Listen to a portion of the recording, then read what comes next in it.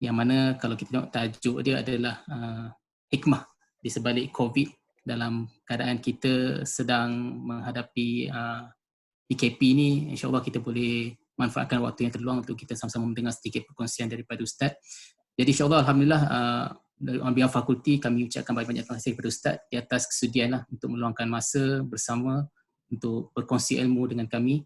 Dan sedikit biodata Ustaz, Ustaz berasal daripada Ipoh Perak. Dia sekarang berkhidmat di Universiti Pendidikan Sultan Idris. So di Jabatan Pengajian Islam, dan sekarang pun Ustaz memang berkhidmat sebagai Ketua Jabatan di Jabatan Pengajian Islam, Fakulti Sains Kemanusiaan, Jabatan Pengajian Islam UPSI. So basically Ustaz mempunyai ijazah pada tahun 2006 dalam bidang fiqh dan usul daripada But'ah University, Jordan. Kemudian menyambung pelajaran di peringkat master di UIA pada tahun 2010, dan Ustaz menamatkan pengajian di PhD, peringkat PhD pada tahun 2015 dari University of Jordan. So basically insyaAllah untuk tajuk kita pada hari ini, kita akan kongsikan berkaitan dengan hikmah di sebalik COVID. Dan untuk kita akan dengar sedikit perkongsian pada Ustaz dalam tempoh 40 ke 45 minit. Kemudian selebihnya dalam tempoh 15 minit itu kita akan ada sesi question and answer lah. Jadi untuk sahabat-sahabat yang nak bertanya soalan, boleh dalam sambil dengar Ustaz bagi tazkirah, dan sahabat boleh bertanya soalan through chat box lah yang kita sediakan sebelah tepi tu. Nanti bila dihabis sesi Ustaz akan review lah soalan-soalan daripada chat box tersebut, dan Ustaz akan cuba jawab lah mana yang berkesempatan. Jadi mungkin insyaAllah kita boleh mula dulu. InsyaAllah Ustaz, tafadhal.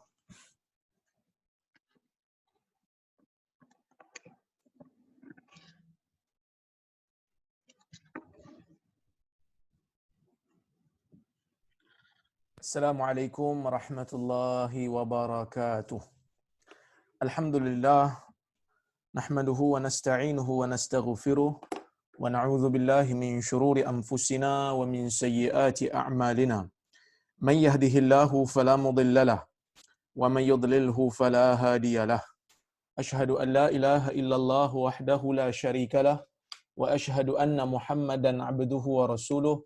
Allahumma salli wa sallim ala Muhammad wa ala alihi wa sahbihi ajma'in, amma ba'd. Muslimin dan muslimat yang dirahmati Allah Subhanahu wa taala sekalian, alhamdulillah pada hari ini kita dapat bersama-sama berhimpun secara maya untuk kita berbicara sedikit berkaitan dengan hikmah-hikmah yang kita mungkin dapat ambil daripada musibah yang Allah Subhanahu wa taala berikan kepada kita ini. Dan kita juga bersyukur kepada Allah Subhanahu wa taala kerana memberikan kita kesihatan dalam menjalani kehidupan kita sebagai seorang muslim. Baik, untuk memulakan kuliah pada hari ini, suka saya menukilkan kepada tuan-tuan dan puan-puan yang dirahmati Allah Subhanahu wa taala sekalian tentang satu hadis yang mana Nabi SAW pernah nyatakan kepada Aisyah radhiyallahu anha. Imam Bukhari bawakan satu hadis. Lafaz hadisnya adalah seperti berikut: An Aisyah zaujin Nabi radhiyallahu anha qalat sa'altu Rasulullah sallallahu alaihi wasallam 'anit ta'un fa akhbarani annahu 'adzabun yab'athuhu Allahu 'ala man yasha wa anna Allaha ja'alahu rahmatan lil mu'minin laysa min ahadin yaqa'u at-ta'una fayamkuthu fi baladihi sabiran muhtasiban ya'lamu annahu la yusibuhu illa ma kataballahu lahu illa kana mithla ajri syahidin atau kama qala Rasulullah sallallahu alaihi wasallam. Yang bermaksud daripada Aisyah radhiyallahu anha, isteri Nabi sallallahu alaihi wasallam, Ummul Mukminin. Ummul Mukminin ini gelaran yang hanya diberikan kepada isteri-isteri Nabi sallallahu alaihi wasallam, yang mana Aisyah ni merupakan isteri Nabi, maka kita gelarkan dia dengan Ummul Mukminin. Orang lain tak boleh pakai gelaran Ummul Mukminin ni kerana dia ada hukum yang khas. Allah Subhanahu wa taala yang berikan gelaran ni kepada isteri-isteri Nabi, maka Allah sebut di dalam Al-Quran, wa azwajuhu ummahatuhum. Isteri-isteri Nabi itu merupakan ibu-ibu kepada orang-orang yang beriman. Aisyah radhiyallahu anha meriwayatkan, dia kata, saya bertanya Nabi sallallahu alaihi wasallam berkaitan dengan taun. Aisyah ni ditanya Nabi tentang taun. Fa akhbarani annahu, maka Nabi sallallahu alaihi wasallam mengkhabarkan kepadaku. Nabi kata, annahu, sesungguhnya taun ini azabun yab'athuhu Allahu ala man yasha. Ia merupakan satu azab yang Allah Subhanahu wa taala utuskan kepada orang yang dia inginkan. Jadi taun ni, kata Nabi, pertama sekali dia merupakan azab yang Allah Taala hantar kepada mereka-mereka yang Allah Taala inginkan. Wa anna Allah ja'alahu rahmatan lil mu'minin, dan Allah Subhanahu wa taala menjadikan taun ini merupakan rahmat bagi orang-orang yang beriman. Kemudian Nabi kata, laisa min ahadin yaqa'u ta'una fayamkuthu fi baladihi. Tidak ada seorang pun daripada kalangan orang mukmin yang mana apabila berlaku ta'un di kawasannya, apabila berlaku ta'un di tempatnya, fayamkuthu fi baladihi, dan dia duduk di rumahnya, dia duduk di negerinya atau negaranya, sabiran muhtasiba, dalam keadaan dia sabar dan dalam keadaan dia mengharapkan pahala daripada Allah. Ya'lamu annahu la yusibuhu illa ma kataballahu lahu, dan dia mengetahui sesungguhnya dia tidak ditimpa akan musibah ta'un ini melainkan apa yang Allah Subhanahu wa taala telah tetapkan pada dia, melainkan Allah Subhanahu wa taala akan berikan kepada dia pahala seperti mana pahala orang syahid. Tuan-tuan dan puan-puan yang dirahmati Allah Subhanahu wa taala, dalam hadis ini Aisyah bertanya Nabi berkaitan dengan taun. Taun ni apa? Ulama berbeza pendapat tentang makna taun. Ibnul Athir dan sebahagian ulama yang lain mengatakan bahawasanya taun ini ialah semua wabak yang merebak ataupun semua penyakit yang merebak dengan segera, yang berjangkit dengan kadar kejangkitan itu luas. Maka kalau ikutkan tafsiran ni, semua wabak-wabak, contohnya macam wabak taun, wabak kolera, wabak COVID, wabak SARS, termasuk dalam hadis ni iaitu taun. Manakala majoriti ulama seperti Al-Imam Syafi'i, Al-Munawi, Ibnu Hajar dan seumpamanya mengatakan bahawasanya taun ini dia bukan wabak secara umum. Dia hanyalah satu wabak yang dikenali sebagai bubonic plague, ataupun satu penyakit yang bila terkena dia akan melepuh hitam tumpuk-tumpuk di badan seperti mana yang berlaku Black Death di Eropah dan juga di Syam pada kurun ke-8 Hijrah. Maka pendapat yang tepat sebenarnya adalah taun ini adalah satu wabak yang khas. Satu wabak yang khas, tetapi walaupun hadis ini bercerita tentang satu wabak yang khas, tetapi para ulama, majoriti ulama meluaskan makna hadis ni dan mereka mengatakan walaupun disebut taun secara spesifik dalam hadis ni, tetapi maknanya ataupun pengajarannya lebih luas daripada hanya sekadar taun. Kerana pada zaman tu yang bahaya ni taun semata-mata. Maka kita boleh faham hadis ni, Nabi maksudkan semua wabak yang mempunyai kadar jangkitan yang sangat tinggi.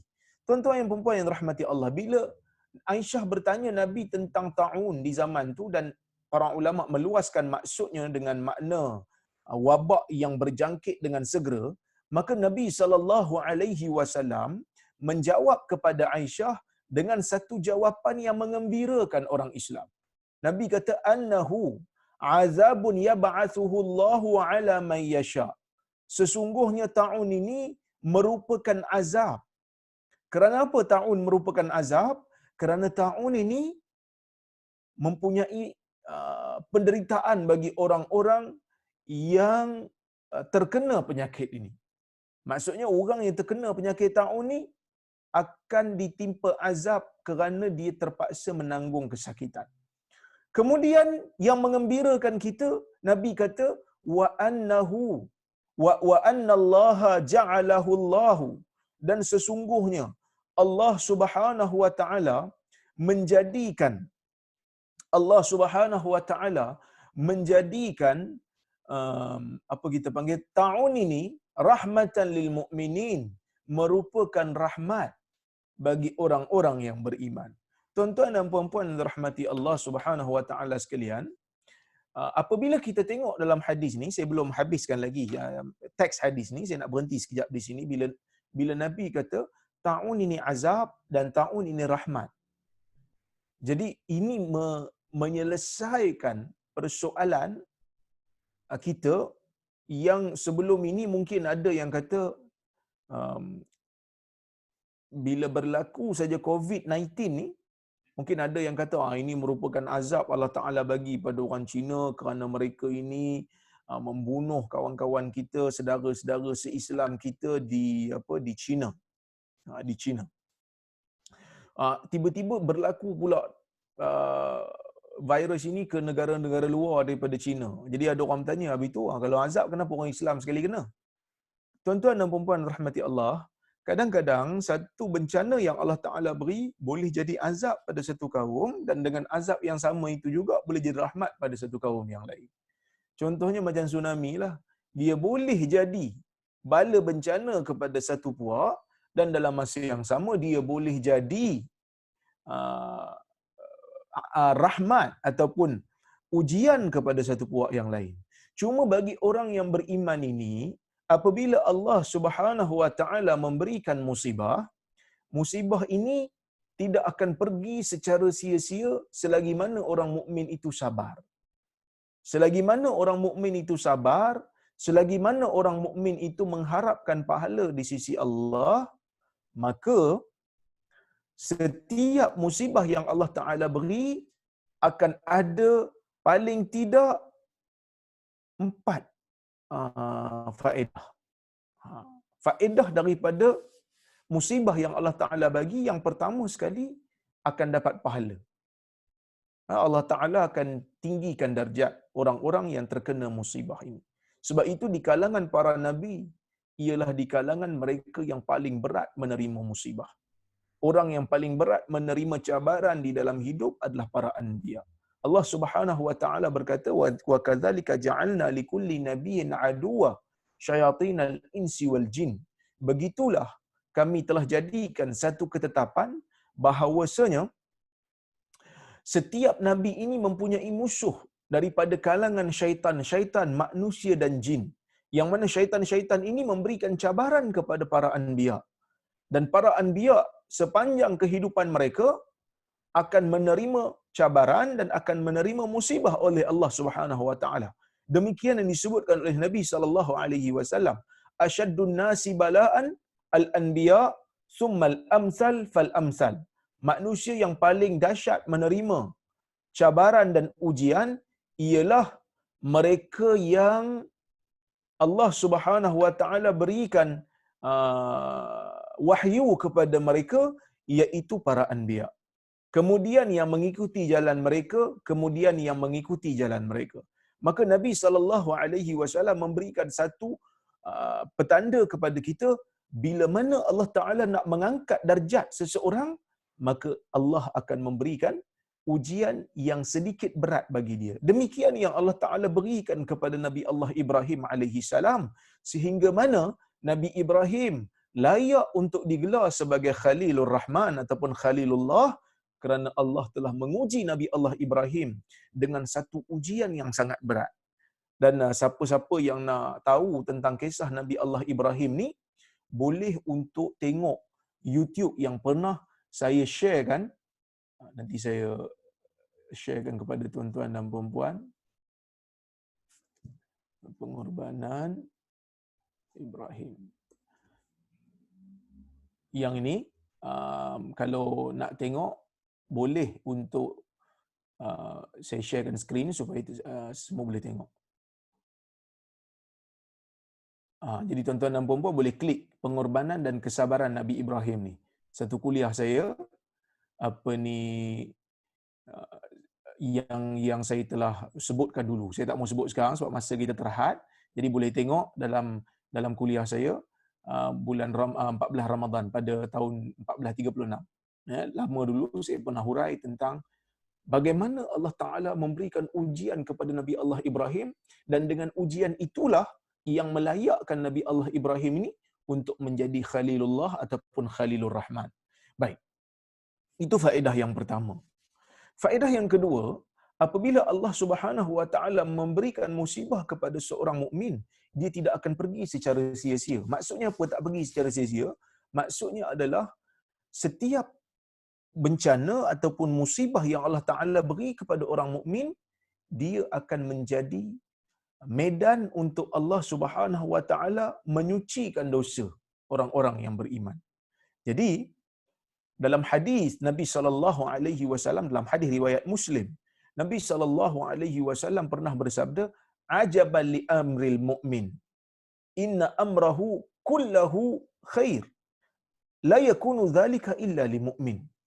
In asabathu sarra syakar fahuwa khairul lah, wa in asabathu dharra sabar fahuwa khairul lah. Maksudnya Nabi sebut ajaib bagi urusan orang-orang yang beriman ini. Setiap perkara yang dilakukan oleh orang yang beriman ini adalah kebaikan, dan ia tidak akan berlaku melainkan hanyalah untuk orang mukmin. Apabila dia ditimpa kesenangan, dia akan bersyukur dan itu baik untuk dia. Dan apabila dia ditimpa musibah, ditimpa kesusahan dan dia sabar, dan itulah yang terbaik untuk dia. Jadi sabar ini orang yang bila terima balasan musibah dan dia sabar kerana dia tahu itu semua datang daripada Allah, dan dia terima musibah ini dan dia memperbaiki diri dan mengharapkan pahala. Allah Ta'ala berfirman di dalam Al-Quran, innama yuwaffas sabiruna ajrahum bighairi hisab. Sesungguhnya Allah Subhanahu Wa Ta'ala memberikan orang-orang yang sabar ini balasan pahala dengan balasan yang tidak ada skema. Maksudnya kalau yang lain tu ada skema. Satu kebaikan yang dilakukan mungkin akan diganda 10, mungkin akan digandakan 700. Tetapi orang-orang yang sabar ini Allah Ta'ala berikan pahala tanpa merujuk kepada skema. Mungkin Allah Ta'ala berikan pahala kepada orang mukmin ini berlipat-lipat kali ganda. Dan tuan-tuan dan puan-puan yang dirahmati Allah, bila Allah Ta'ala memberikan orang mukmin ini musibah, kesakitan, seperti mana yang kita alami sekarang ini, pergerakan yang dikawal, ia akan menjadikan kita ini bertambah tunduk dan patuh kepada Allah Subhanahu Wa Ta'ala. Kalaulah dalam keadaan seperti ini kita masih lagi tak tunduk kepada Allah, kita masih lagi tak sedar tentang kesilapan dan dosa yang kita buat selama ni, maka itu menunjukkan jiwa kita telah pun mati. Allah Subhanahu Wa Ta'ala dalam suratul An'am, Allah sebut tentang sifat orang-orang kafir Quraisy yang mana mereka ini apabila ditimpa musibah, tetap keadaan mereka tidak mahu kembali kepada Allah dan Allah cela mereka. Allah Ta'ala sebut dalam Al-Quran, walaula iz ja'ahum ba'suna walaula ja'ahum ba'suna tadarra'u walakin qasat qulubuhum wa zayyana lahumu syaitanu ma kanu ya'malun. Sepatutnya apabila datang kepada mereka, maksud ayat ni ialah sepatutnya apabila datang kepada mereka ba'suna, bencana daripada kami, bala daripada kami, tadarra'u, mereka-mereka yang terkena ini sepatutnya mereka tunduk dan kata apa, insaf terhadap dosa yang mereka lakukan. Walakin qasat qulubuhum, tetapi apa yang berlaku ialah jiwa mereka telah menjadi keras. Sepatutnya dengan bencana ini mereka kembali kepada Tuhan, dengan bencana ini mereka sedar akan kesilapan diri mereka, tetapi ada manusia apabila Allah memberikan musibah akan kembali kepada Allah, tapi ada manusia yang tak kembali. Itu menunjukkan jiwa mereka telah keras. Jiwa mereka telah digoda oleh syaitan, wa zayyana lahumus syaitan. Syaitan telah memperhiasi amalan mereka yang sebelum daripada turunnya bencana itu, sehingga mereka tak sedar mereka buat kesilapan dan dosa. Maka orang beriman ni bila turun saja musibah, dia akan kembali kepada Allah sambil dia beribadat. Sambil dia beribadat. Kemudian tuan-tuan dan puan-puan, musibah yang datang ni akan menjadikan orang yang beribadat pada waktu sukar mendapat pahala sama seperti mana ia melakukan ibadat lengkap sebelum turunnya musibah. Hari ni orang duk bising. Terutama hari ni hari Jumaat kan. Ustaz, kita dah tinggal Jumaat 3 kali dah ni. Sebenarnya Nabi sebut dalam hadis, man tarakal jumu'ata tahawunan. Dalam riwayat yang lain disebut min ghairi uzrin. Siapa yang meninggalkan 3 kali Jumaat, salasa marrat, 3 kali Jumaat kerana bermudah-mudah mengambil mudah tentang hukum Jumaat ataupun kerana tanpa uzur. Tapi sekarang ni kita kan tinggal Jumaat kerana ada uzur. Kita tinggal Jumaat kerana kita tak mau jangkitan berleluasa. Sebab sekarang ni kadar jangkitan tidak stabil. Ada waktu, ada hari turun, ada hari naik dan jangkitan masih lagi berada di atas daripada bilangan 100. Yang mana tuan-tuan dan puan-puan, kalau kita biarkan orang ke masjid yang mana mereka ada potensi untuk jadi pembawa tanpa simptom dan dia tak tahu dia adalah pembawa, maka jangkitan akan berlaku besar-besaran. Kita akan bersedia menerima wave yang keempat. Sekarang kita bersedia untuk menerima wave yang ketiga. Wave yang ketiga ialah orang yang balik daripada luar negara, daripada bercuti waktu cuti sekolah baru ni. Dan wave yang kedua berasal daripada masjid. Kenapa berasal daripada masjid? Kerana ada satu orang yang tidak ada simptom penyakit hadir ke majlis tabligh dan ia menjadi ejen penyebar. Yang berlaku, yang ramai mati ni setakat ni daripada kluster yang daripada wave yang kedua, iaitu daripada kluster kawan-kawan kita dan sahabat-sahabat kita tabligh. Jadi kita tak mahu. Maka orang tak pergi Jumaat pada hari ini bukan kerana dia mengambil mudah tentang hukum Jumaat, tetapi kerana uzur dan dia tak mampu untuk pergi.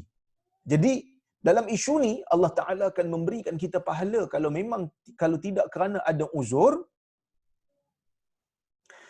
maka Allah Ta'ala akan memberikan kita pahala penuh jika niat kita memang untuk beribadat. Kalau tidak ada kalau tidak ada musibah ataupun kalau tidak ada halangan. Dalam hadis Nabi SAW sebut, idza maradal abd aw safar kutiba lahu minal ajr mithla ma kana ya'malu sahihan marida. Apabila seseorang mukmin sakit ataupun bermusafir dan dia beribadat, orang sakit sepatutnya dia solat berdiri tapi dia tak mampu berdiri, dia duduk, maka Allah Ta'ala akan menulis pahala untuknya sama seperti mana dia beramal dalam keadaan dia sihat. Jadi kalau dia solat duduk, dia akan dapat pahala penuh juga. Kalau dia solat dalam keadaan baring pun, mengiring pun, kerana dia tak mampu duduk, umpamanya dia sakit, dia akan dapat pahala penuh. Kerana ketidakmampuan itu adalah berasal daripada uzur yang Allah Ta'ala beri kat dia. Ini rahmat Allah Subhanahu Wa Ta'ala kepada orang yang dia berikan cabaran dan musibah. Sebab itu Nabi SAW menyebut al-ibadatu dalam riwayat Muslim, al-ibadatu fil haraj ka hijratin ilai. Beribadat dalam keadaan zaman kacau bilau. Katalah hari ini zaman kita tengah serabut dengan musibah, kita mampu lagi beribadat kepada Allah dengan ibadat sekadar yang kita mampu, yang kita buat juga, maka pahalanya sama seperti berhijrah kepada Nabi SAW. Ini merupakan rahmat yang besar di sisi Allah. Dan musibah yang Allah Ta'ala beri kepada kita ni tuan-tuan dan puan-puan, ialah untuk kita sedar bahawasanya musibah ini menyedarkan kita tentang dunia ni Allah Subhanahu Wa Ta'ala jadikan kepada kita tidak kekal. Dunia ni akan hancur, dunia ni akan binasa. Jadi bila terkena musibah kepada orang mukmin, akan memberikan satu kesedaran dalam jiwa orang mukmin bahawasanya dunia ni tak lama. Bahawasanya dunia ini akan hancur binasa. Dunia ini di jiwa orang mukmin sama seperti mana orang yang miskin, gelandangan, tidur di tepi jalan. Tak ada rumah, tak ada tilam, hanya berbantal lengan, baju pun tak ada, hanya seluar aja. Katalah seorang lelaki gelandangan, tak ada baju, tak ada seluar, tak ada rumah, tak ada harta, tak ada apa. Selimut pun tak ada. Tapi bila dia tidur, dia mimpi dia menjadi orang kaya. Dalam mimpi itu dia ada kereta Ferrari, Bugatti dan seumpamanya. Kemudian dia ada driver. Kemudian dalam masa yang sama dia ada isteri yang cantik. Dalam masa yang sama dia ada rumah banglo. Dalam masa yang sama dia ada anak-anak yang sentiasa menyokong dia. Dan tiba-tiba dia rasa seronok dalam mimpi itu seolah-olah dia telah menjadi orang kaya. Dan semuanya nikmat itu akan hilang apabila azan subuh berkumandang dan dia terjaga. Dan akhirnya dia sedar bahawasanya segala nikmat kekayaan yang ada pada dia itu hanyalah mimpi yang berakhir apabila dia tersedar daripada mimpi. Begitulah dunia.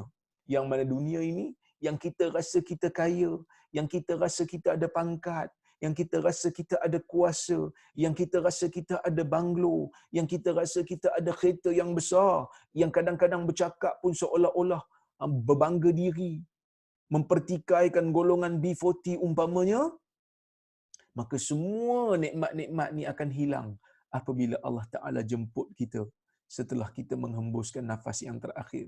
Semuanya kita akan tinggalkan, melainkan amalan kita yang kita akan bawa bertemu dengan Allah Subhanahu Wa Ta'ala. Jadi dengan musibah ni paling tidak memberikan kita satu kesedaran. Dunia ni hanya sementara.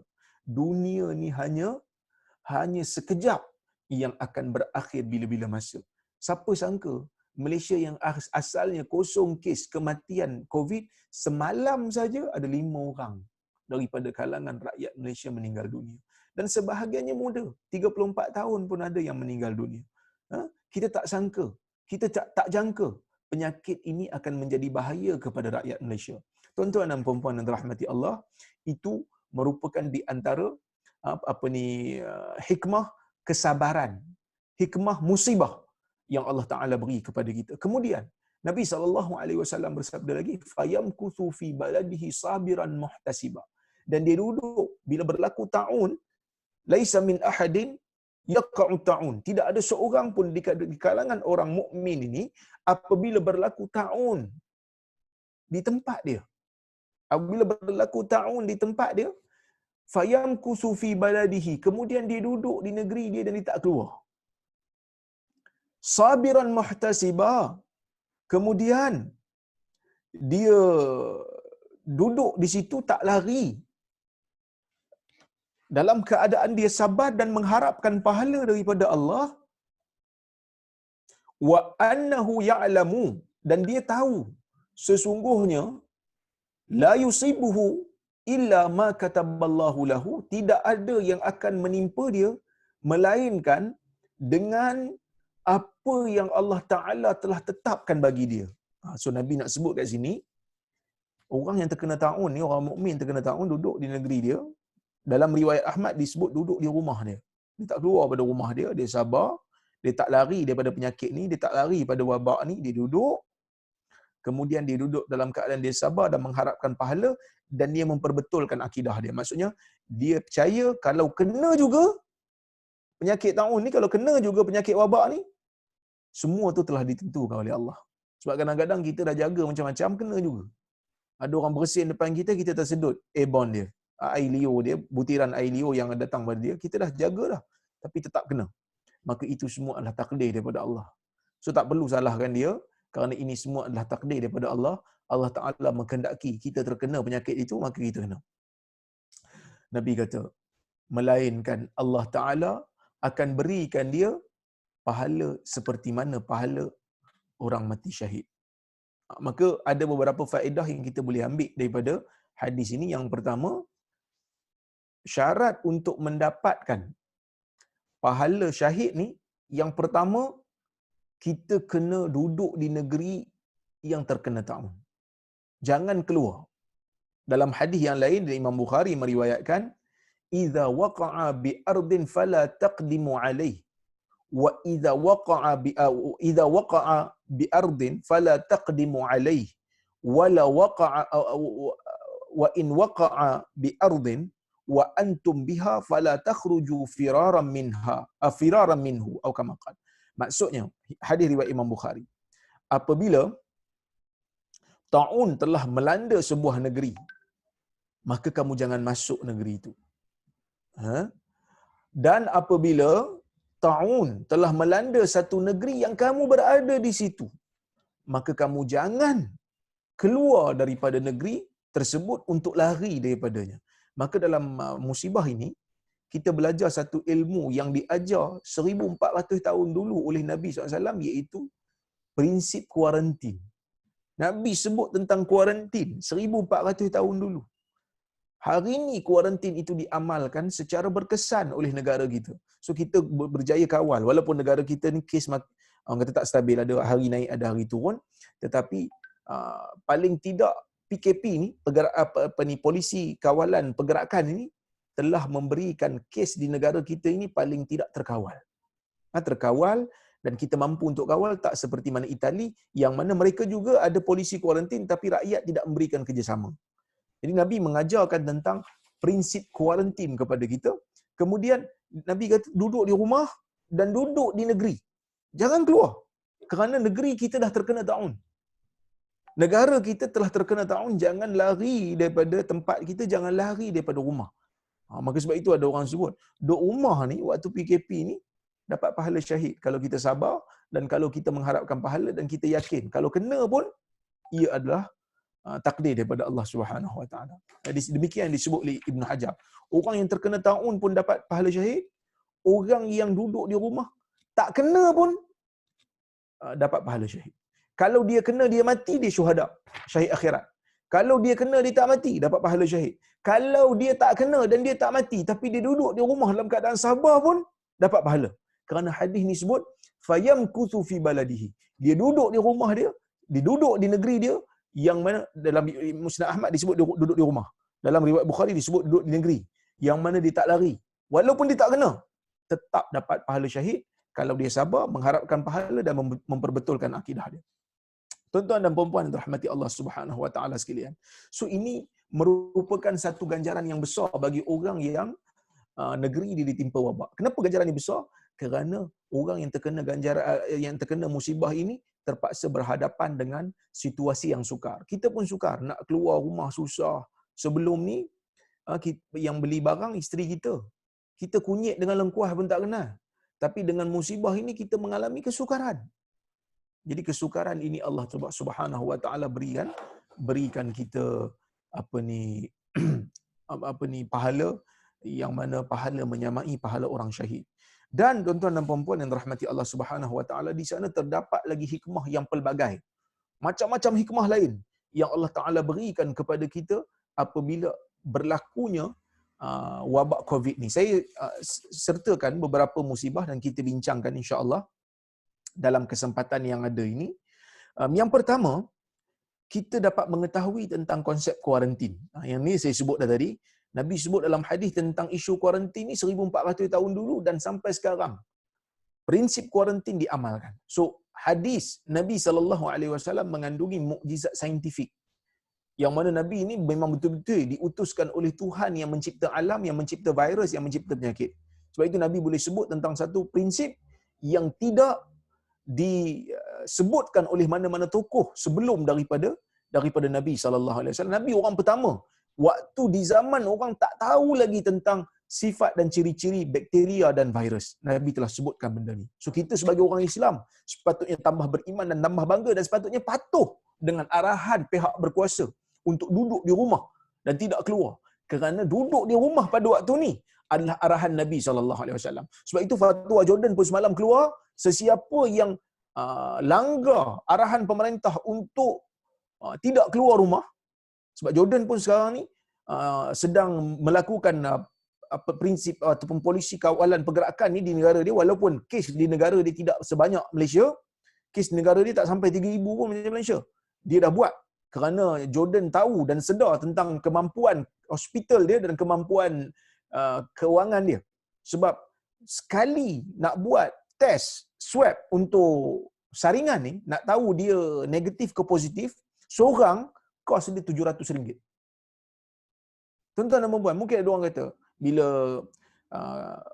frontliner ni ada yang terkena close contact dengan orang-orang yang menipu, yang tak bagi tahu, yang tak reveal tentang sejarah dia. Mungkin ada orang kata, alah siapa je datang hospital sepatutnya check terus. Pertama nak check tu makan masa 2 hari. Mungkin 3 hari kerana terlalu banyak sampel dan kita terlalu mempunyai alat yang terhad. Sebab ramai yang datang. Dia tak tahu dia membawa ataupun tidak. Jadi bila tak ada simptom, tak ada sakit, tak ada apa, KKM akan tanya. Kerana tanya adalah cara yang paling mudah untuk dapat maklumat. Tapi bila ada yang sembunyi kan, maka mereka terdedah dengan close contact. Jadi sebab itu sepupu saya nurse, dia bukan frontliner. Sebenarnya frontliner ni tak apa, dia ada PPE, dia pakai pakaian yang lengkap. Untuk orang kata apa, jangkitan tu pun kalau terkena pun peratus dia rendah sebab 4 lapis pakai protection. Tapi nurse-nurse yang bukan frontliner ni, bila orang datang ke klinik, orang datang ke hospital, dia bagi tahu dia sakit demam, tapi dia kata dia tak ada close contact, maka kementerian akan percaya dan hantar ke ward. Yang mana ward-ward biasa yang bukan frontliner ni, mereka tak pakai protection, hanya pakai mask. Maka sebab tu sepupu saya terpaksa di kuarantin 14 hari. Dan alhamdulillah mujur negatif. Itu pun satu kali test RM700 kos. Tapi kadang-kadang satu test tidak memadai. Kerana mungkin test yang pertama itu bacaan dia negatif, mungkin test yang kedua positif. Jadi satu orang mungkin kena RM1,400. Jadi sebab itu kuarantin adalah satu perkara yang sangat berkesan. Jadi kita duduk di rumah. Kerana ini adalah arahan Nabi SAW dan Jordan keluarkan fatwa. Siapa langgar arahan ini, arahan kerajaan ini untuk masalah umat, berdosa di sudut syarak. Kerana arahan kuarantin adalah arahan Nabi Muhammad sallallahu alaihi wasallam. Kemudian tuan-tuan dan puan-puan yang dirahmati Allah Subhanahu wa taala, dengan adanya COVID ini, baru kita dapat beberapa ilmu yang kita tak pernah tahu pun sebelum ni. Iaitu tentang, yang pertama sekali tentang azan. Kita tak pernah dengar kan azan sebelum ni, sallu fi buyutikum ataupun as-salata fi buyutikum. Yang mana sebelum ni kita tahu hayya 'alas salah, hayya 'alal falah.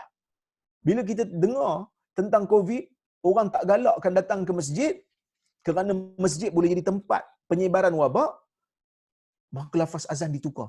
Sallu fi buyutikum, as-salata fi buyutikum ataupun sallu fi rihalikum, menggantikan tempat hayya 'alas salah dan hayya 'alal falah berdasarkan hadis riwayat al-Imam al-Bukhari daripada Ibnu Abbas radhiyallahu anhuma. Ketika mana hari Jumaat, hari itu hujan, ramai orang tak boleh datang ke masjid, maka Ibnu Abbas memesan kepada muazzin pada hari itu untuk mengazankan dengan lafaz sallu fi buyutikum, solatlah kamu di rumah kamu, sallu fi rihalikum, dalam sebahagian riwayat menyebut solatlah kamu di kemah-kemah kamu, kerana orang Arab dulu ada yang badui. Solatlah kamu di rumah-rumah dan di kemah-kemah kamu. Apa maksudnya? Maksudnya ada uzur untuk tidak hadir solat Jumaat apabila hujan lebat menyukarkan orang untuk datang sehingga jalan-jalan berlumpur dan basah. Sebelum ni kita tak pernah tahu pun tentang hukum ni.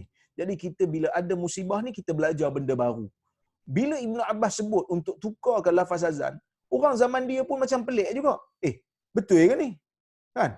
Betul ke ni? Ibnu Abbas kata, dia telah dilakukan oleh orang yang lebih baik daripada aku, iaitu Nabi Muhammad sallallahu alaihi wasallam. Jadi kita belajar satu benda, azan boleh untuk ditukarkan lafaznya apabila ada uzur yang menghalang orang ramai di tempat tersebut untuk solat berjemaah di masjid. Okey? Itu yang pertama. Yang kedua, tuan-tuan dan puan-puan, kita dapat belajar tentang bolehnya untuk meninggalkan solat Jumaat dan solat berjemaah jika ada keuzuran. Sekarang ni kita ada uzur. Apa uzurnya? Uzurnya kita tak tahu orang yang datang masjid tu boleh membawa penyakit. Dan COVID-19 ni tuan-tuan dan puan-puan, dia kadar jangkitan dia terlalu cepat. Kadar jangkitan terlalu cepat. Mungkin ada orang kata, alah ustaz, apa nak takut, kita pergi sembahyang Jumaat ni untuk ibadat. Dengan semayanglah sepatutnya menghilangkan bala bencana. Kita kena tahu tuan-tuan dan puan-puan, Allah Ta'ala gerakkan dunia ni dengan sunnatullah, iaitu dengan sebab dan akibat. Ada sebab dan ada akibat. Allah Ta'ala turunkan sakit dan dalam masa yang sama Allah Ta'ala turunkan ubat. Orang yang terkena sakit kena pergi cari ubat. Tak hanya berpada dengan kita pergi semayang je lah. Kena pergilah hospital. Kena ambil lah ubat. Kerana Allah Ta'ala jalankan dunia ni dengan cara tu.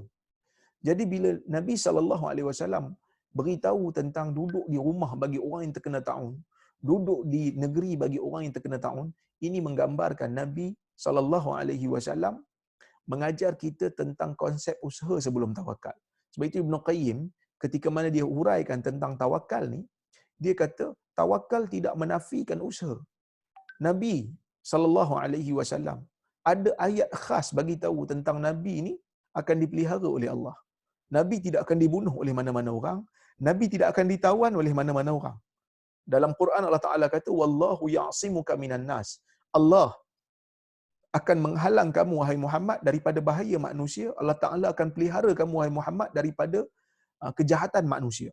Ayat ni, Nabi beriman dan kita beriman. Nabi tidak akan dibunuh, Nabi Muhammad tidak akan ditawan. Tapi kalau Nabi ni pergi perang, tetap Nabi pakai baju besi, tetap Nabi bawa pedang. Kenapa? Kerana dunia berjalan seperti itu.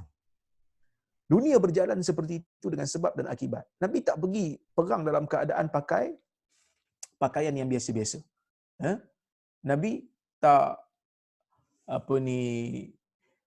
pergi dalam keadaan pakai baju biasa. Sebab apa? Sebab Allah Taala dah pelihara Nabi, jadi tak payah pakai baju besi. Nabi pakai baju besi, Nabi pakai helmet besi, nak menunjukkan bahawasanya tawakal tidak menafikan ikhtiar. Okey? Sebab itu Ibn Rajab juga mengatakan ikhtiar adalah ketaatan kerana Allah suruh kita berikhtiar. Tawakal adalah keimanan. Jadi kita ikhtiar kerana kita taat kepada perintah Allah dan dalam masa yang sama kita tawakal kerana kita beriman dengan ketetapan Allah. Okey.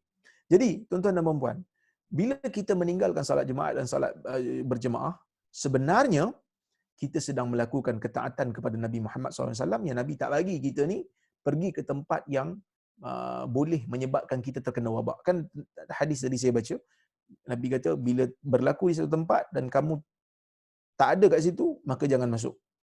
Dan sebab itu di zaman Umar, ketika mana sahabat-sahabat dan manusia di Syam terkena penyakit amawas. Sebahagian ulama sebut amwas, sebahagian ulama sebut amawas. Ada taun berlaku di zaman Umar, taun melanda bumi Syam. Terkena Abu Ubaidah, terkena Muaz, terkena Syurahbil dan ramai lagi di kalangan tentera-tentera Islam yang terkena wabak taun ni. Maka Umar mengarahkan supaya mereka yang terkena penyakit taun ini, Amr bin As juga mengarahkan supaya mereka ni mengasingkan diri, jangan ke masjid, pergi ke bukit-bukit, pergi ke gua-gua untuk mengasingkan diri pada manusia supaya penyakit taun itu tidak merebak dalam negeri mereka.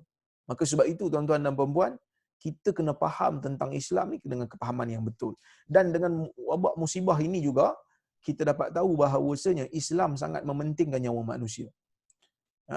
Khas dalam Islam ada bab tak boleh bercampur, tak boleh masuk ke negeri yang ada taun. Saya ingat teks-teks agama ni, saya ingat Islam lah yang paling, orang kata apa, yang paling obvious dan yang paling jelas sekali menyatakan prinsip kita dengan dengan bagaimana nak berinteraksi dengan wabak ni. Mungkin ada yang kata, Ustaz, bukan ke jaga agama lebih utama daripada jaga nyawa? Betul. Jaga agama dalam maqasid. Siapa yang belajar maqasid dia tahu, dan tuan-tuan dan puan-puan mungkin pernah dengar perkataan maqasid. Okey. Jadi maqasid Islam, maqasid Islam ialah menjaga agama, menjaga nyawa, menjaga akal, menjaga harta dan menjaga nasab. Jadi setiap tu dia ada dia punya level. Menjaga agama yang pertama, menjaga nyawa yang kedua. Jadi sekarang ni bertembung di antara menjaga nyawa dan menjaga agama. Adakah kita perlu solat Jumaat dan berjemaah kerana itu menjaga agama? Kita kena tahu tuan-tuan dan puan-puan, mana satu yang bertembung dalam keadaan hilang salah satu dan keadaan yang mana kita boleh jaga dua-dua. Kalau berlaku pertembungan di antara maqasid ataupun objektif menjaga agama dengan menjaga nyawa, yang mana kita boleh jaga ataupun kita boleh pelihara dua-dua, itu lebih utama daripada kita tinggalkan salah satu. Sekarang ni tuan-tuan dan puan-puan, menjaga nyawa akan hilang kalau kita pergi ke masjid berjemaah. Maksudnya ramai orang akan mati. Lebih ramai orang akan mati dan lebih jangkitan akan lebih berluasa. Seperti mana yang berlaku di Itali dan Spanyol dan juga US pada hari ini. Yang mana menjaga agama tak hilang. Kerana kalau kita tak pergi ke masjid, kita boleh berjemaah di rumah. Kata saya bagi satu contoh. Ini contoh ulama silam bagi siapa yang belajar maqasid syariah, dia akan jumpa benda ni. Iaitu Kita nak pergi sembahyang Jumaat, tiba-tiba kita nampak ada orang lemas. Kalau kita tak bantu, dia mati. Adakah perlu kita bantu dia dan meninggalkan solat Jumaat dan ganti dengan solat Zuhur? Ataupun kita pergi solat Jumaat dulu, biarlah dia mati. Kerana solat Jumaat tu jaga agama. Kita wajib untuk tolong dia kalau kita mampu untuk berenang. Kalau tak mampu berenang, kita wajib cari orang untuk selamatkan dia. Kerana menyelamatkan nyawa akan hilang kalau kita pergi solat Jumaat. Yang mana agama tidak akan hilang. Kerana apa? Kerana di tempat lain ada solat Jumaat. Dan kerana kita boleh ganti solat Jumaat itu dengan solat Zuhur. Agama tak hilang. Ini yang berlaku kepada Ammar bin Yasir ketika mana dia dipaksa untuk mengucapkan kalimah kufur. Sepatutnya dia tak ucapkan kerana menjaga agama. Nyawa dia akan hilang. Tapi dia mengucapkan kalimah kufur secara zahir dan menyembunyikan keimanan dia yang kukuh dan dalam masa yang sama menyelamatkan nyawa, dan Nabi memberikan keuzuran kepada dia. Maka Allah Taala kata, illa man ukriha wa qalbuhu mutmainnun bil iman. Tidak berdosa bagi orang yang mengaku kufur dalam keadaan dia diancam untuk dibunuh sedangkan jiwanya beriman. Mulut aja kata tak beriman tapi beriman. Maka dia menjaga dua maqasid.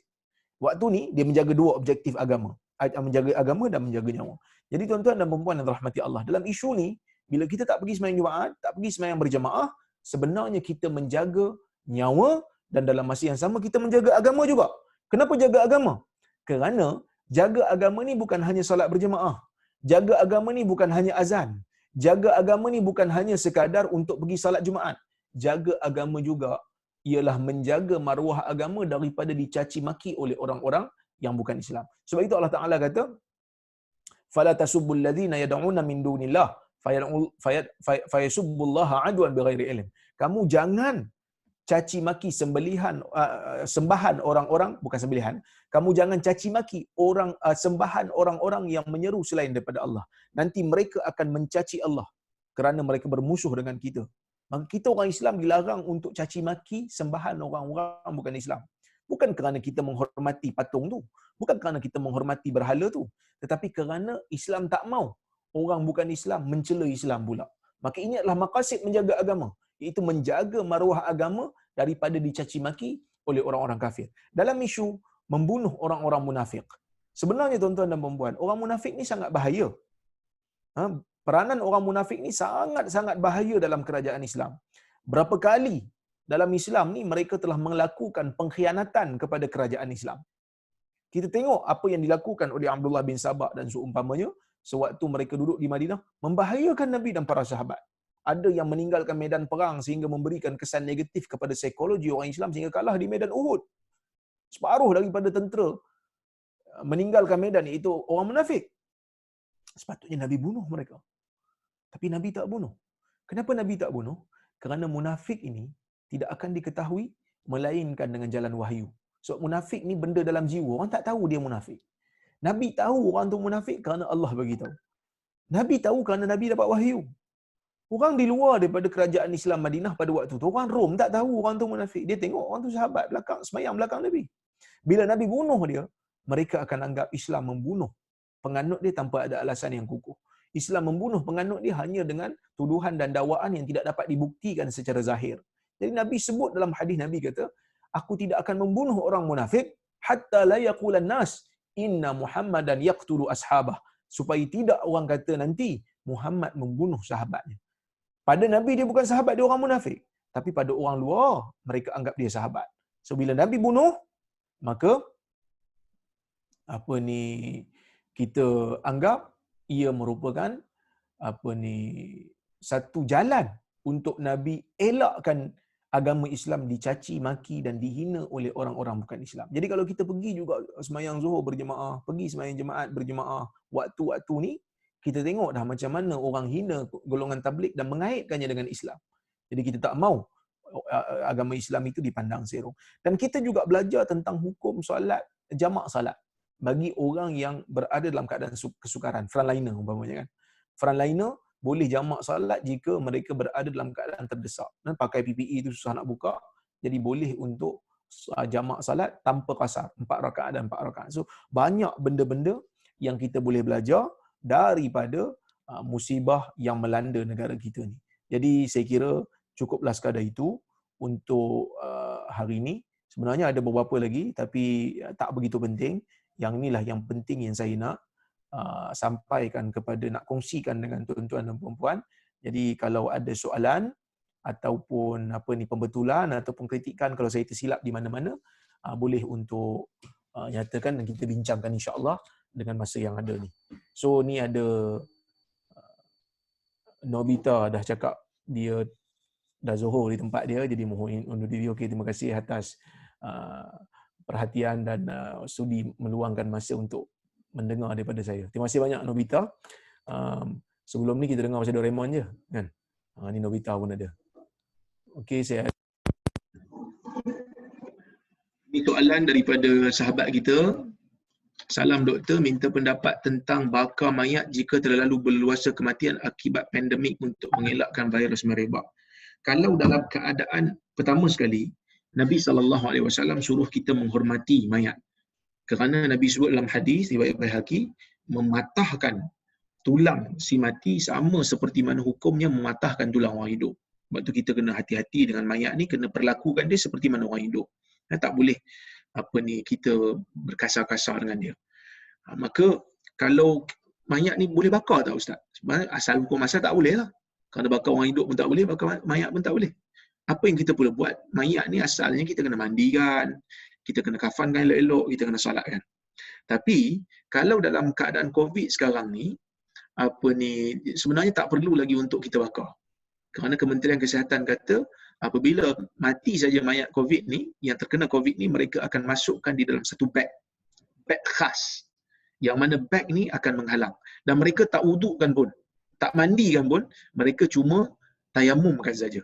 Mereka tayamumkan, mereka pakai lapik di tangan dan mereka tayamumkan saja kerana bimbang virus akan merebak. Jadi mereka akan tanam dengan beg yang telah diseal. Itu sudah memadai. Okey, maka tak perlu, tak boleh lagi untuk bakar kerana keadaan itu tidak membenarkan lagi. Okey. Kemudian ada yang ni tanya, Ustaz ingin bertanya soalan, dua soalan. Okey, soalan pertama, dengan keadaan sekarang kita perlu bekerja dari rumah. Tapi dengan adanya anak-anak kecil bersama di rumah agak mencabar untuk bekerja di rumah dan menjadi produktif seperti hari-hari bekerja biasa. Adakah berdosa orang yang tidak produktif bekerja di rumah? Sebenarnya bila kerajaan majikan kita meletakkan polisi bekerja dari rumah ni, yang mana polisi bekerja dari rumah ni tak sama macam polisi bekerja di pejabat. Maksudnya polisi bekerja di rumah ni dia tidak terikat dengan masa. Dia hanya terikat dengan kerja. Maksudnya kalau kita tak mampu buat kerja itu hari ni, kita mungkin boleh buat kerja esok. Kalau tak boleh buat kerja esok, kita boleh buat kerja lusa. Yang penting kerja tu siap dalam tempoh yang ditetapkan. Itu pertama. Yang kedua, kalau kita tak mampu buat siang, kita boleh buat malam. Waktu anak kita dah tidur. Ataupun anak kita kadang-kadang kecil-kecil ni, tengah hari dia tidur, waktu tu kita buat. So kalau kita tidak cuai, kita masih lagi mencari masa-masa kosong untuk kita buat berdasarkan tempoh yang ditetapkan, deadline yang ditetapkan oleh bos kita, maka kita tak dianggap berdosa.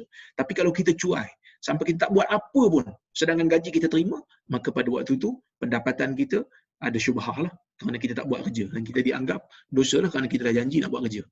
Okey. Itu yang pertama. Yang kedua, Ustaz boleh ulas sedikit tentang dukhan yang viral. Hadis ini sebahagian riwayatnya palsu, sebahagian riwayatnya terlalu dhaif. Iaitu dukhan tu betul sebagai petanda kiamat. Itu disebut dalam Quran dan disebut dalam hadis sahih. Tapi dukhan akan berlaku pada 15 Ramadan jika 15 Ramadan tu berlaku pada hari Jumaat. Yang ni hadis ni tidak sahih langsung. Tidak sahih langsung.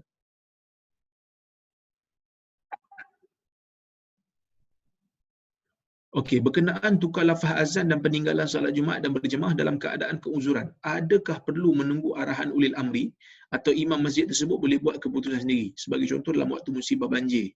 Sebenarnya, kalau kita tengok dalam hadis, tidak perlu pun untuk arahan pemerintah secara besar-besaran.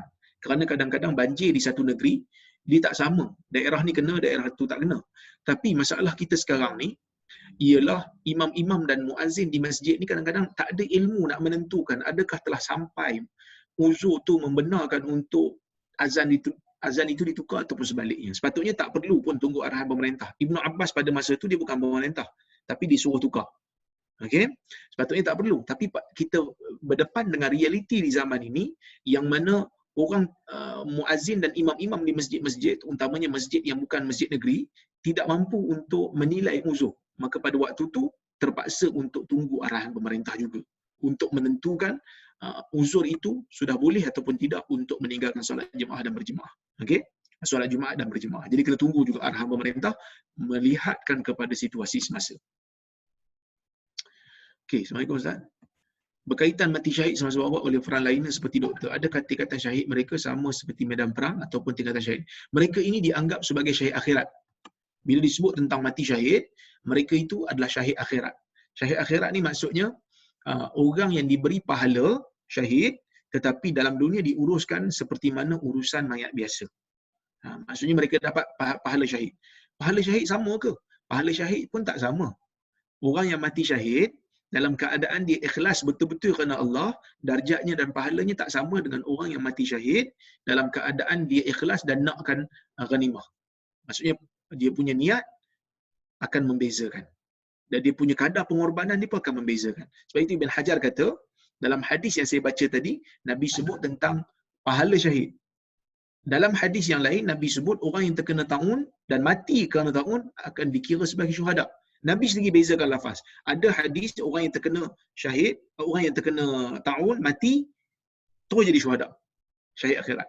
Orang yang terkena taun di tempat dia duduk di rumah dia dapat pahala syahid je. Tak nama syuhada kerana ada beza dari sudut darjat pahala. Okay, Assalamualaikum. Mohon pandangan tentang pelaksanaan solat Jumaat di rumah jika ada jemaah. Boleh baca khutbah dan mengikut solat Jumaat. Okey. Dalam isu ni kita kena tengok kita pegang kepada pendapat mana. Iaitu dalam bab bilangan solat Jumaat ni, bilangan makmum solat Jumaat ni ada khilaf. Mazhab Syafi'i dan Hanbali kata 40 orang yang bermastautin baru boleh untuk dilakukan solat berjemaah. Hanafi kata 3 orang. Dan demikianlah pendapat yang dipilih oleh Ibn Taymiyah. Tetapi pendapat sebahagian ulama mengatakan cukup hanya sekadar 2 orang. Kerana tidak ada dalil yang sahih. Demikian yang disebut oleh Al-Imam Suyuti, tidak ada dalil yang sahih yang secara jelas mensyaratkan bilangan. Jadi pendapat yang sebenarnya adalah 2 orang pun sudah memadai. Tapi dengan syarat. Syaratnya adalah nak dilakukan solat solat Jumaat ini, yang pertama dia mesti dilakukan dalam keadaan dua-dua orang tu berada di tempat mereka yang mana masjid mereka tidak melakukan solat Jumaat. Maksudnya kalau masjid melakukan solat Jumaat, dia tak boleh untuk solat berjumaat di rumah dia. Kerana nak menjaga kemaslahatan orang beriman. Dalilnya supaya tidak berlaku perpecahan. Dalilnya ialah Nabi membakar Masjid Dirar. Masjid yang dibina untuk pecah-pecah belah. Jadi kalau masjid buat solat Jumaat, kita kena pergi masjid. Tak boleh solat di rumah. Walaupun kita ada bilangan 2 orang. Kerana di zaman Nabi tidak ada orang buat solat Jumaat di rumah, melainkan semua solat Jumaat di masjid Nabi SAW. Itu yang pertama. Yang kedua, kalau masjid tak boleh pergi. Jadi boleh tak buat di rumah. Kalau rumah dia tu ada anak yang telah balik, cukup syarat. Dua-dua balik. Dia dah balik, anak dia pun dah balik dan dia mampu untuk baca khutbah, anak dia boleh jadi muazzin, maka sah solat Jumaat. Dan demikianlah yang difatwakan oleh Syekh Muhammad Hassan Dadau, seorang ulama daripada Mauritania. Dia memfatwakan dengan fatwa yang sama. Maksudnya boleh untuk buat solat Jumaat di rumah. Tapi kalau dia tak mampu, contohnya saya sekarang ni, anak saya belum balik lagi. Saya seorang je balik lelaki, yang wajib Jumaat sepatutnya, tapi tak mampu untuk pergi ke masjid kerana masjid tutup, maka saya hanya solat zuhur di rumah. Okey? Baik. Jadi maksudnya, saya nak bagi tahu kepada semua, kalaulah kata dalam keadaan kita tak mampu untuk pergi solat Jumaat ni, kita tak solat kerana kita tak mampu pergi masjid dan kita tak cukup syarat di rumah. Kalau katalah rumah kita cukup syarat dan kita tak mampu nak baca khutbah, kita tak tahu rukun-rukun, tak tahu. Cukup hanya sekadar kita solat zuhur di rumah tak apa. Kerana solat zuhur di rumah pun dalam keadaan uzur ada sunnah, iaitu hadis Ibn Abbas tadi. Maksudnya bila Ibn Abbas mengarahkan muazzin untuk solat di rumah, tidak ada riwayat mereka solat Jumaat di rumah. Itu yang pertama. Solat zuhur di rumah pada hari Jumaat pun adalah sunnah. Kalau mampu untuk buat solat Jumaat di rumah dengan cukup syarat pun, boleh untuk buat solat Jumaat di rumah. Tak ada masalah. Okay? Cuma saya difahamkan, sebahagian negeri membenarkan solat Jumaat dengan apa ni di masjid hanya untuk AJK masjid je, iaitu 3 orang je. Imam, Bilal dan Muazzin. Tapi mereka tak hebahkan kok supaya orang tak datang. Sebahagian negeri ada bagi tahu saya begitu. Ha? Jadi cukuplah sekadar tu apa ni kita buat solat Zuhur di rumah pun cukup memadai. Okey, ada yang tanya ni, Assalamualaikum warahmatullahi wabarakatuh. 40% jemaah tabligh di Malaysia terkena COVID-19. Apa pandangan Ustaz Hikmah terhadap jemaah ini? Pertama, tuan-tuan dan puan-puan, kita bila berlaku saja apa ni musibah ni, terutama pada mereka-mereka yang apa sahabat-sahabat kita daripada tabligh ni, kita antara hikmah yang kita dapat adalah yang pertama, Allah Taala nak mengangkat darjat mereka. Sebab itu memberikan mereka sakit. Yang kedua, nak berikan isyarat kepada mereka sekadar apa ni kita panggil semangat tanpa ilmu tidak memadai. Mesti ada ilmu. Sebab kadang-kadang kawan-kawan tabligh kita ni semangat untuk dakwah dan kita pun kagum dengan semangat dakwah mereka, tetapi dakwah mesti didasari dengan ilmu. Tidak hanya sekadar apa ni kita panggil slogan-slogan. Oh, kita tak takut COVID, kita hanya takut Allah. Sebenarnya kita kena bezakan di antara takut tabiat dengan takut ibadat. Takut pada Allah, takut ibadat. Dengan kita laksanakan perintah Allah dan menjunjung perintah Allah, membesarkan perintah Allah. Takut tabiat, takut pada ular, takut pada harimau, takut pada singa. Kita takut, tapi bukan takut dengan kita taat kepada semua arahan dia, tapi kita takut dan kita melarikan diri dan menyelamatkan diri. Kita takut pada virus ni pun takut macam itulah. Bukan takut maksudnya kita sampai kita tak takut pada virus sampai tak takut pada Allah. Tak, virus pun kita takut. Allah lebih kita takut daripada tu. Jadi kalau orang cakap lebih-lebih sangat pasal apa? Pasal jangan takut virus, takut pada Allah, letakkan dia di dalam kandang di zoo dengan ular-ular tedung sela, kita tengok dia takut siapa. Kalau dia takut ular waktu tu ke, ataupun dia kata saya berani, saya main-main je dengan ular ni, lepas tu saya takut hanya pada Allah. Jadi sebab itu kita kena bezakan. Jadi maksudnya kita perlu juga ada ilmu dalam isu ni. Sebab itu para ulama memakruhkan kita untuk solat dalam keadaan menutup mata kalau tidak ada keperluan. Kerana orang yang solat tutup mata mungkin akan datang bahaya pada dia dan dalam keadaan dia tak sedar waktu dia sedang solat. Mungkin ada ular lalu ke dan seumpamanya. Maka kita kena menyelamatkan diri kita dan menyelamatkan ekonomi negara kita. Maksudnya kalau kita biarkan jangkitan berleluasa, ekonomi kita akan down. Kerana satu orang paling tidak saringan akan dibuat, satu orang kos dia RM1,500, RM1,400. Tak campur lagi kos ward dan seumpamanya, mungkin makan lebih lagi. Jadi cuba bayangkan ekonomi kita kalau berterusan dalam keadaan ni. Berterusan dalam keadaan ni, ekonomi akan kolaps. Ini yang berlaku di Itali, ini yang sedang berlaku di Amerika. Dia orang punya apa? Dia orang punya ekonomi sedang merudum kerana jangkitan yang berleluasa. Kadar kematian memang rendah, tetapi kadar jangkitan terlalu tinggi dan orang-orang tua akan bahaya, orang-orang yang ada asma akan bahaya, orang-orang yang ada masalah pernafasan akan mati juga. Jadi bantuan pernafasan pun mungkin terhad. Kita tak nak. Ini yang KKM bagi tahu pada Perlis, walaupun Perlis pada peringkat awal adalah negeri yang pertama menutup masjid. Masa tu kami kena kecam teruk. Tambahan pula Perlis ni dituduh sebagai Wahabi dan seumpamanya. Tapi kami mendapat maklumat. Saya AJK Fatwa Perlis. Kami mendapat maklumat daripada Ketua Pengarah Kesihatan sendiri yang memang isu ni bahaya. Walaupun kadar kematian tidak tinggi, tetapi jika berlaku keadaan terlalu ramai yang dijangkiti, sehingga ramai yang masuk hospital, seperti mana Itali, negeri yang maju pun akan terpaksa kekurangan alatan bantuan pernafasan dan kekurangan kaki tangan untuk merawat dan kekurangan katil untuk merawat. Jadi kita di Perlis, kami terpaksa fikir tentang kemampuan negeri Perlis. Hospital kerajaan cuma ada satu, hospital swasta pun satu. Jadi kalau tak betul, kita panggil, kalau terlalu ramai orang dijangkiti, maka Perlis akan kolaps. Maka sebab itu kita tutup masjid sekarang. Kami kena balon. Ustaz-ustaz lain duk kata kami, fatwa kami salah, terlalu bermudah-mudah untuk meninggalkan salat Jumaat. Dan akhirnya semua negeri, seluruh negeri, bahkan negeri-negeri Arab mengambil fatwa yang sama. Alhamdulillah, saya bukan nak bangga diri, tetapi fatwa yang kami buat, alhamdulillah, fatwa yang diikuti setakat ini. Dan kita bimbang sebenarnya kerana kita bimbang takut nanti kerana solat Jumaat akan menjadi punca untuk penyebaran wabak berleluasa. Dan di antara hikmah juga kepada orang tabligh lepas ni kena mengamalkan kebersihan, kena banyak basuh tangan dengan sabun dan seumpamanya. Dan kita juga mempunyai hikmah yang sama, kena jaga kebersihan, kena basuh tangan sentiasa dengan sabun dan kena basuh tangan at least 20 saat untuk menghilangkan virus-virus. Maka ini merupakan hikmah-hikmah yang ada. Ni ada yang tanya bagaimana dengan amalan bagaimana dengan amalan-amalan jema'i serentak memohon hajat? Sebenarnya, solat hajat berjemaah ni tidak ada hadis yang jelas menunjukkan demikian.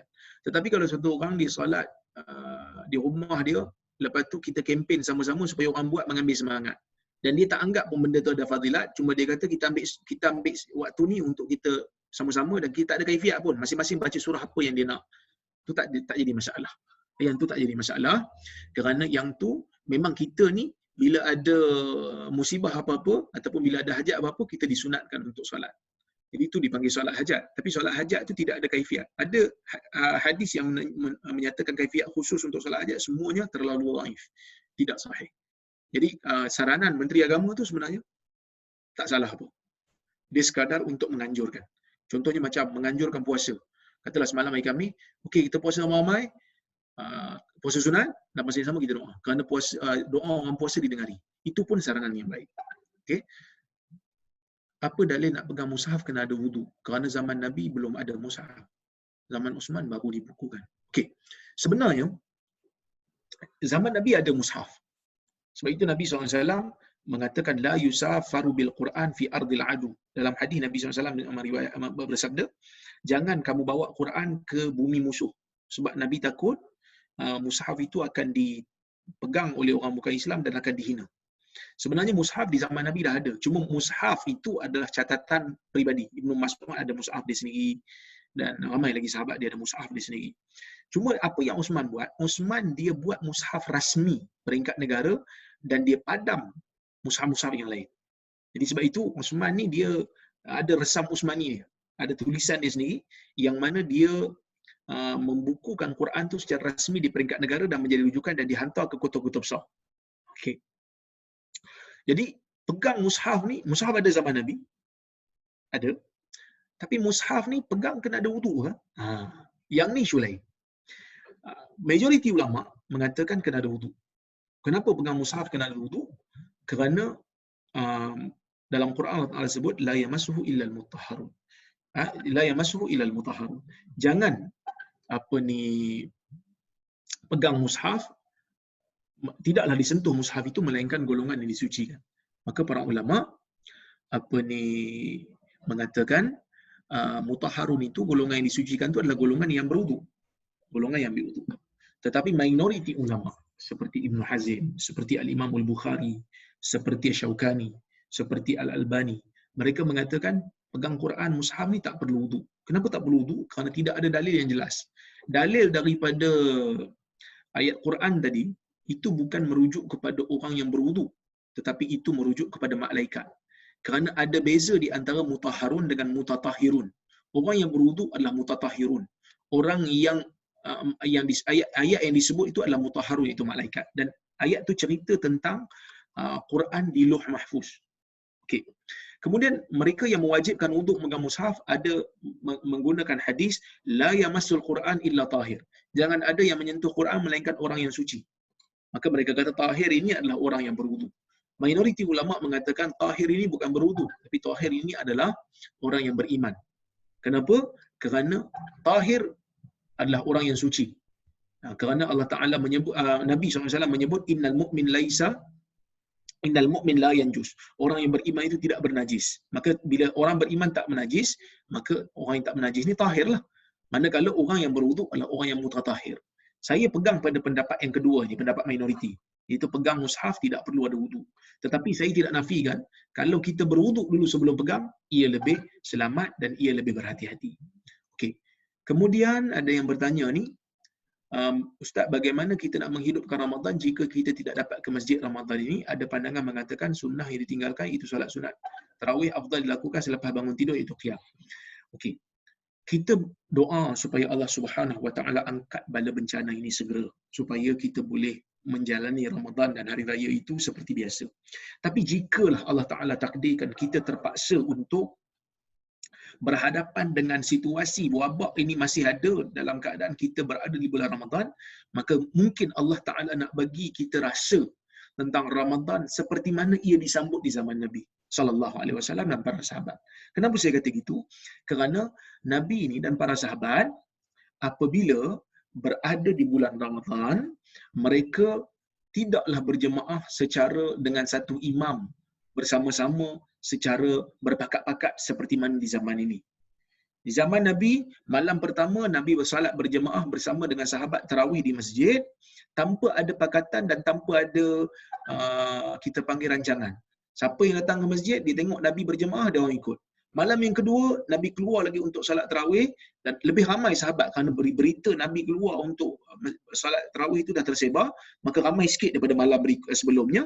Kemudian pada malam berikutnya lagi ramai orang datang tapi Nabi tak keluar untuk salat tarawih di masjid, Nabi salat tarawih di rumah. Kenapa? Nabi kata, khasyitu an tufrada alaikum, aku takut salat tarawih ini menjadi wajib ke atas kamu. Bila Nabi batalkan berjemaah di masjid, okey, bila kita menolak tidak melakukan bila Nabi menolak untuk solat berjemaah di masjid tarawih, maka zaman Umar pun dia berlaku macam itulah. Setiap orang solat seperti mana yang dia mampu. Ada yang solat di rumah, ada yang solat di masjid tapi bukan dengan imam yang ramai-ramai. Di sana ada jemaah sikit, di sini ada jemaah sikit.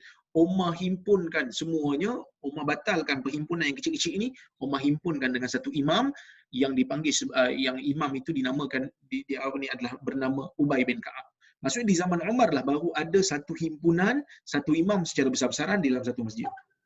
Umar hidupkan semula seperti mana di zaman Nabi. Yang mana kebanyakan hidup Nabi, salat tarawihnya adalah bersendirian di rumah, bukan bersendirian semestinya, tetapi di rumah-rumah.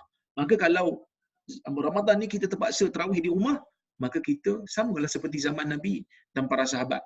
Mereka berjemaah, mereka tarawih di rumah.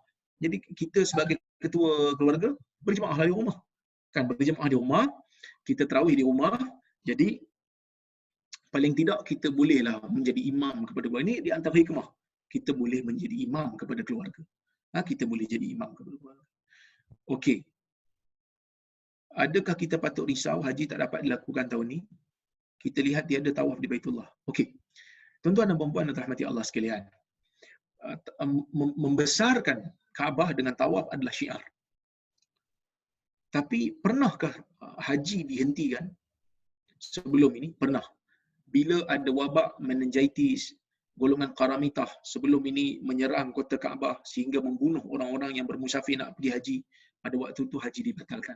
Jadi maksudnya ada waktu-waktu memang ada bila wabak teruk di Mekah, kerajaan yang memerintah pada waktu itu menghentikan seketika pelaksanaan haji. Jadi kita tak perlu risau. Kerana walaupun kita tak mampu untuk buat haji kerana wabak berleluasa, kita masih lagi dapat pahala jika kita niat untuk pergi dan kita tak mampu kerana ada halangan luaran. So jangan risaulah. Ustaz, sekiranya kita menerima bantuan sedangkan kita rasa kita masih mampu, adakah kita perlu menolak atau menerima? Yang tak boleh minta ni, orang dia yang tak boleh, yang haram untuk minta-minta ni, meminta. Sedangkan kita masih ada apa yang kita masih ada belanja. Tapi kalau orang bagi tanpa kita minta, contohnya macam kaki tangan kerajaan, kaki tangan kerajaan dapat bantuan 500. Jadi kalau kita terima tanpa kita minta tak apa. Tak apa. Tapi kalau kita meminta-minta pada orang sedangkan kita ada kemampuan, ia adalah haram. Ia adalah haram kerana Nabi SAW melarang kita meminta-minta dalam keadaan kita masih ada lagi belanja. Okey. Tapi kalau kita tak mau terima bantuan tu, 500 itu kita kata saya tak perlu Ustaz, bantuan kerajaan 500 ni, saya bagi je kat orang. Maka kita akan dapat pahala. Kita terima dengan cara yang sah daripada kerajaan, kita tak meminta-minta, kemudian kita serahkan kepada mereka yang lebih berhak, itu pahala untuk kita. Okey? Rasa okey kot. Ada lagi soalan yang terakhir?